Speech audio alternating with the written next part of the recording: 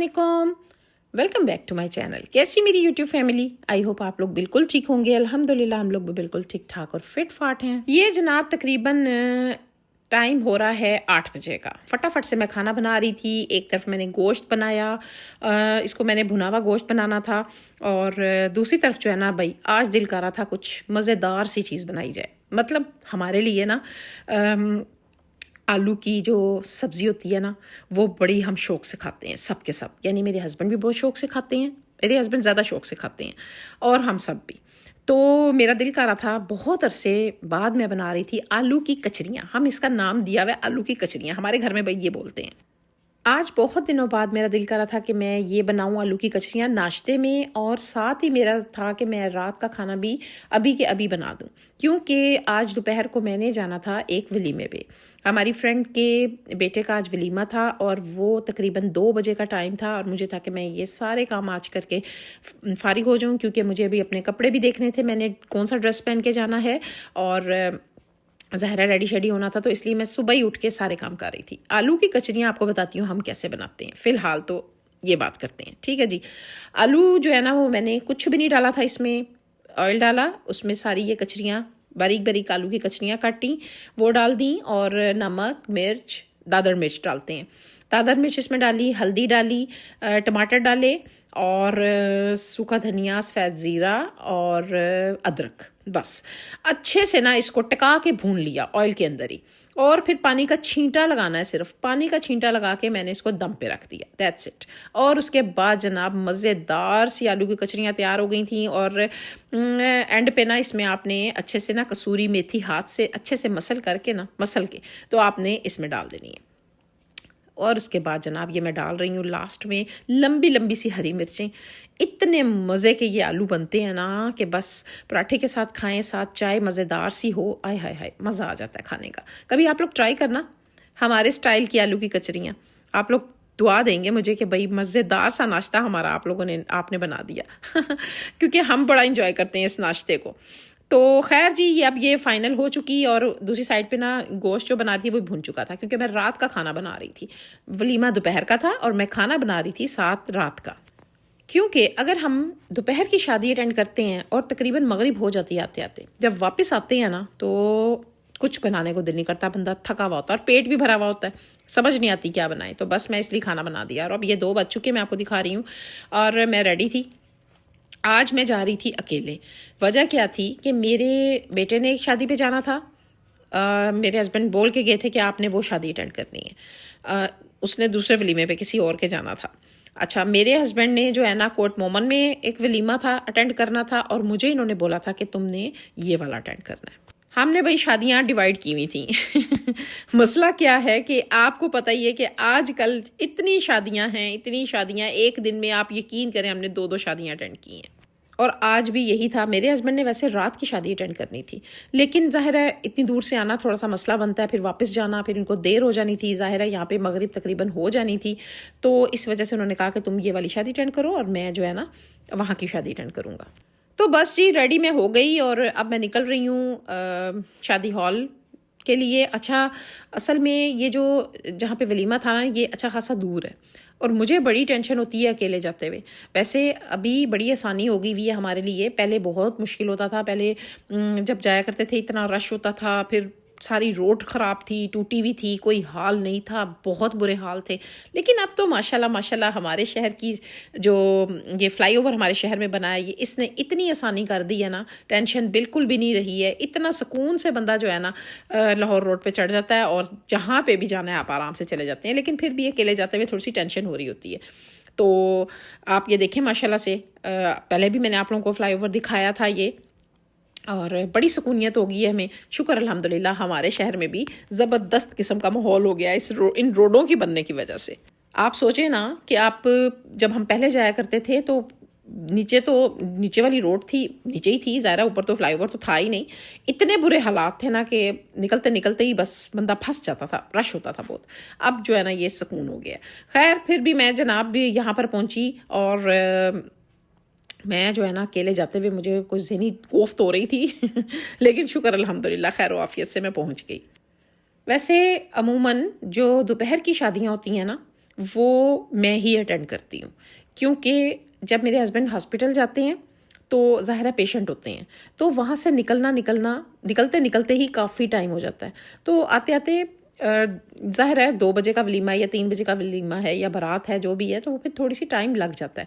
تو اس وجہ سے یہ ڈپارٹمنٹ بھائی میرا ہے. میرے ہسبینڈ نے بولا ہوا ہے کہ دن کی شادیاں تم اٹینڈ کرو گی، رات کی شادیاں میں تمہارے ساتھ اٹینڈ کر لوں گا.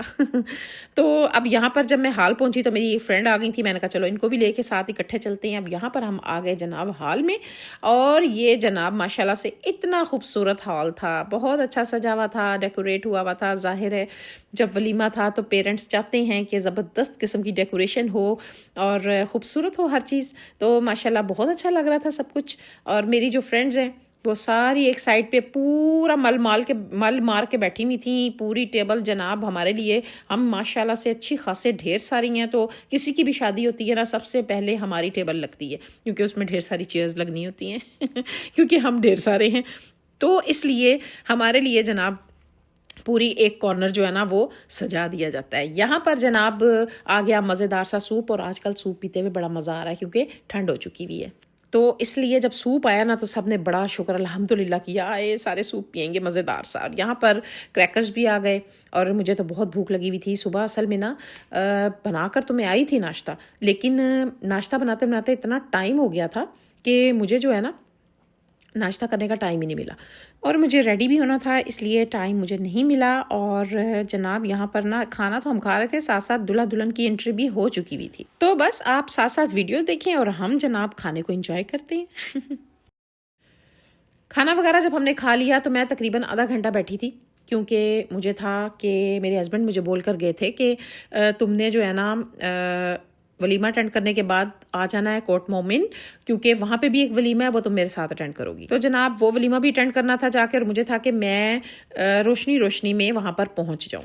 تو اس وجہ سے میں فٹافٹ سے نکل آئی تھی. حالانکہ میری فرینڈس بول رہی تھی تم جلدی جا رہی ہو، یہ ہے وہ. میں کہہ رہی تھی کہ نہیں بھائی میں نے ایک ولیمہ اور اٹینڈ کرنا ہے، اور وہ بہت خاص الخاص ہمارے ریلیٹیو ہیں جن کا میں نے ولیمہ اٹینڈ کرنا تھا اپنے ہسبینڈ کے ساتھ. تو اس وجہ سے میں نے ابھی ریڈی بھی ہونا جا کے، تو اس لیے جناب مجھے جانے دو، میں نے مغرب سے پہلے پہنچنا ہے کیونکہ میں نے اکیلے جانا ہے. اور جب میں اکیلی جاتی ہوں کہیں پہ تو میں چاہتی ہوں کہ میں روشنی میں پہنچ جاؤں. تو اس وجہ سے جناب میں نکل آئی. اور جی آج ایک اور بات خاص ہونے والی تھی. آج جو میرا دیور ہے، ہم آپ کو میں نے بتایا ہماری فیملی میں ایک شادی آئی ہوئی ہے میرے بھانجے کی. تو میرا دیور آ رہا تھا اٹلی سے، اور اب وہ لاہور کل کا آیا ہوا تھا، اور اس نے آج ہماری طرف آنا تھا، تو پھر ہم نے واپس بھی آنا تھا. تو اس وجہ سے جناب مجھے تھا کہ میں سارے کام کمپلیٹ کر کے جاؤں، کھانا بھی بنا کر جاؤں، سارا کچھ کر دوں ہیں جی. تو اس لیے جناب یہ جتنے بھی کام ہوتے ہیں نا انسان اپنے دماغ میں جس فٹ کیے ہوئے ہوتے ہیں نا تو اسی حساب سے چلنے بھی ہوتے ہیں. تو میرا ویسے بھی میری عادت ہے کہ میں اپنے سارے کام ٹائم کے حساب سے کرتی ہوں. مطلب آپ یہ سوچ لیں، میں نے اپنی ویڈیوز میں ہمیشہ آپ کو بتایا کہ میری جو ماشاءاللہ سے لائف ہے نا وہ گھڑی کی سوئیوں کے حساب سے چلتی ہے. خیر ہم لوگ آ گئے، اور اب ہم جناب ویٹ کر رہے تھے. تقریباً 10:30 11 کا ٹائم تھا، 11 نہیں 11:30 کا ٹائم تھا یہ، جب میرا دیور آیا. اور یہاں پر جناب دو ایسے لگ رہا ہے جیسے بچھڑے ہوئے بھائی مل رہے ہیں، کیونکہ یہ جناب 5 سال بعد آیا ہے. یہ جناب میری خالہ کا بیٹا بھی ہے، میرا دیور بھی ہے. تو جناب ظاہر ہے اتنے عرصے بعد آیا تو خوشی تو ہوتی ہے نا کہ اتنے عرصے بعد گھر آ رہا ہے انسان، تو بڑا اچھا لگتا ہے. اور پھر کتنے عرصے بعد 2 سال بعد، میرے بیٹے کی شادی کے 2 سال بعد شادی آئی ہے، تو سبھی بہت ایکسائٹیڈ ہیں، خوش ہیں کہ شادی پہ سب آئیں گے اور بڑا مزہ آئے گا، ملیں گے سارے. یہاں پر میرا بیٹا اپنے چاچو سے مل رہا تھا، اور بس اب ہم گپے شپے لگائیں گے. اور ہم لوگ بیٹھے ہوئے تھے کہ یہ آئے گا تو کھانا اس نے کہا تھا میں نے نہیں کھانا، کیونکہ میں کھا کے آ رہا ہوں کہ یہ اپنی بہن کے گھر تھا لاہور میں، تو اب یہ ہماری طرف آیا. تو اس نے کہا کھانا میں نے نہیں کھانا، میں کھانا کھا کے آ رہا ہوں، بس میں چائے پیوں گا. تو ہم بھی ویٹ میں ہی تھے کہ یہ آئے گا تو ہم چائے پئیں گے، کیونکہ چائے جناب جب پی لی جائے تو انسان تبھی فریش ہوتا ہے. اور ہم بھی شادی اٹینڈ کر کے آ رہے تھے، تو اس وجہ سے ہم بھی فریش ہونا چاہ رہے تھے. یہ میرا جو کزن ہے یہ میرے سے 3 سال چھوٹا ہے. اور جناب جب ہم لوگ سارے، جب شادیاں نہیں ہوئی تھیں، ہم سب چھوٹے ہوتے تھے نا، تو خوب انجوائے کیا کرتے تھے. چھٹیوں میں جانا اپنی خالہ کے گھر، خوب گپے مارنی، انجوائے کرنا، ایک مزیدار دور تھا. اس لیے کہتے ہیں کہ ٹائم گزر جاتا ہے، باتیں یاد رہ جاتی ہیں. انسان تو وہی ہوتا ہے لیکن وقت گزر گیا ہوتا ہے. تو جو وقت آپ کے پاس ہے اس کو ہاتھ سے نکلنے نہ دو، کیونکہ وقت رہتے سب کچھ کر لیا جائے نا تو اچھا رہتا ہے. ٹائم گزر جائے تو پھر وہ کہتے ہیں نا لکیر پیٹنے کا کوئی فائدہ نہیں. اس لیے اپنے رشتوں سے پیار کرو. رشتے ایک دفعہ ہی ملتے ہیں، بار بار نہیں ملتے ہیں، ایسا ہی ہے نا. تو رشتوں کی اہمیت ہر کسی کو ہونی چاہیے. آج کل کے دور میں شاید کچھ مجھے نہیں پتا کیسا ماحول ہو گیا ہوا ہے، کیسے روٹین بن گئی ہے لوگوں کی. بہت سے ایسے رشتے ہیں جو میں دیکھتی ہوں کہ عجیب و غریب سا انسان ہو جاتا ہے، پتہ نہیں کچھ سمجھ نہیں آتی کیا ہو رہا ہے کیا نہیں ہو رہا. تو اس لیے اپنے رشتوں سے پیار کریں. یہ رشتے بار بار نہیں ملتے ہیں. جب خدا نخواستہ ایک انسان چلا جائے اپنے اللہ کے پاس، ٹھیک ہے، اس کے بعد یہ کہنا کہ بہت اچھا تھا، کوئی فائدہ نہیں. اس سے بہتر ہے کہ آپ وقت رہتے اپنے رشتوں سے پیار کریں، ان کا احساس کریں. اور لڑائی جھگڑے یہ سارا کچھ تو چلتا رہتا ہے، لیکن اس میں رشتوں کو خراب کرنا یہ بہت بڑی بیوقوفی ہوتی ہے. تو کمنٹ باکس میں مجھے لازمی بتانا.